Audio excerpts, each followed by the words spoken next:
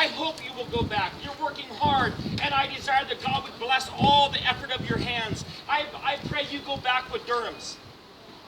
But did God promise?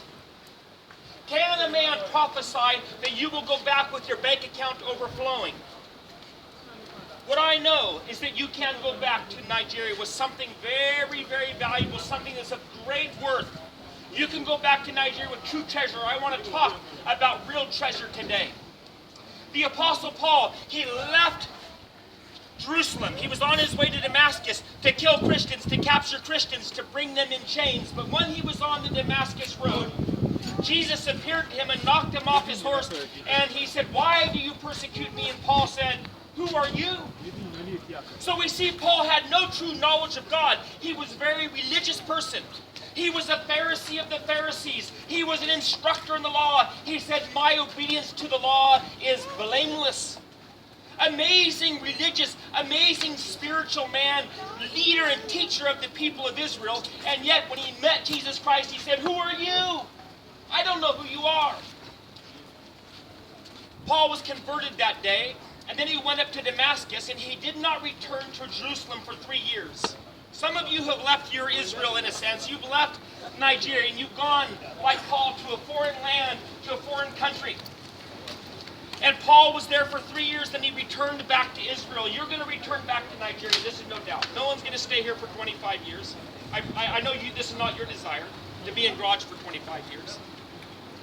You'll go back, but what will you take with you? I want to look, and I want to examine just a few things. What did Paul bring back from Damascus? What did he learn during those 3 years? What spiritual treasures, what value did he return with? Did he return with cargo containers filled with expensive car parts? Did he return with a bank account full of dirhams? Did he fly Damascus Airline in first class? The reality is, they let him down in a basket to escape because people wanted to kill him in that city. And he had spent time in the Arabian desert. Is there good high-paying jobs in the Arabian desert? Was he earning lots of money in the Arabian desert? No, there was no good-paying jobs. And the city in Damascus where he's preaching, the Jews wanted to kill him. He was not popular. He was not the pastor of a big church. He was not collecting big offerings. He's not creating a big bank balance. He's not building a big house. He's not eating lavish food. He's not wearing expensive clothes. He's a simple, faithful minister of the gospel, and he's being persecuted for it. So when he goes back to Jerusalem, his pockets are empty. After 3 years in Damascus, he returns to Jerusalem with empty pockets. I pray you don't go back to Nigeria with empty pockets. I pray you have many dirhams in your pocket. But I have a greater desire, a deeper concern. This is the concern of God. This is the concern of Apostle Paul, that you would take some spiritual treasure back to Nigeria with you when your time is finished in this country. What happened to Paul? What treasure did he go back with? After he went back, it says that he took and he wanted to associate with the brethren. He went back. Before, he was hating the Christians. He wanted to persecute them. He wanted to bind them. He wanted to throw them into dungeons. He wanted them flogged. And when they killed Stephen, he's holding the jacket. He's very happy. Oh, they're killing Stephen. This is very good. This is the mind of Paul. But when he comes back, he wants to associate with the brethren. He went back. He took the treasure of a love in his heart for the brethren. What a wonderful treasure. Wow. He grew in his love. At first he hated the Christians, but then God changed his heart and he went back with a delight and a love of his brothers. You can go back to Nigeria with this treasure.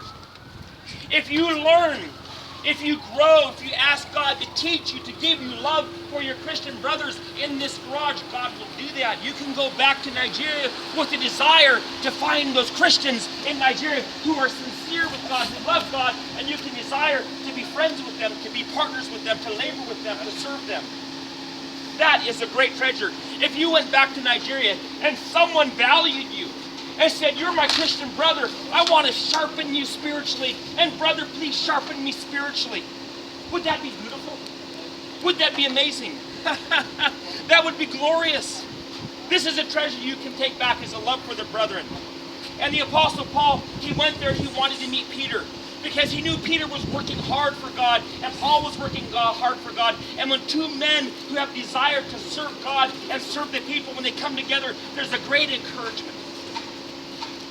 Paul also grew in his ability to proclaim Jesus Christ.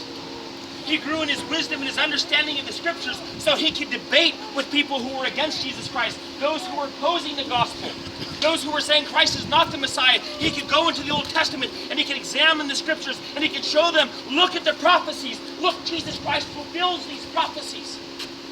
Very convincingly, very powerfully, he could show them that Jesus is the Messiah. We don't need to look. We don't need to wait for another, because he is the one. He is the Lamb of God, spiritually the Lamb of God who takes away the sin of the world.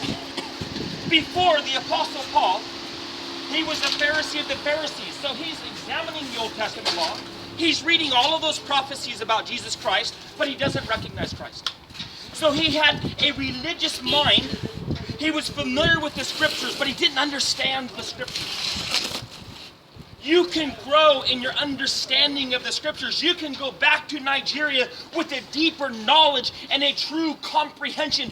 Many Christians, they say, I don't understand the Bible. But you can understand. If you ask God, and if by his Spirit, if you have believed in Jesus Christ, if you have trusted in him, not your own righteousness, you have none.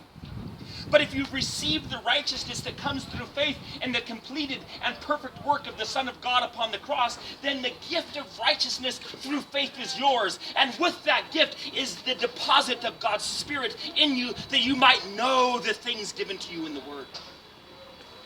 And so if you have the Spirit of God and you're saying, I can't understand the Bible, it's an excuse. It's a tragic excuse. It's a very low view of scriptures. Saying, I can't understand it. No, if you have this Spirit of God, you say, God, teach me. God, I want to be your student. I want to grow in wisdom and knowledge and understanding. I want to walk in the light. I want to understand who you are. I want fellowship with you. God will do that for you. So this is Paul's experience. He went away not understanding the scriptures, but he came back to his country, to Israel, after 3 years in Damascus with a great knowledge and understanding of the scriptures. You can go back to Nigeria after your 3 years. You can go back to your country with a knowledge and a comprehension, understanding of the scriptures, and a sincere love of your brothers. This is also treasured.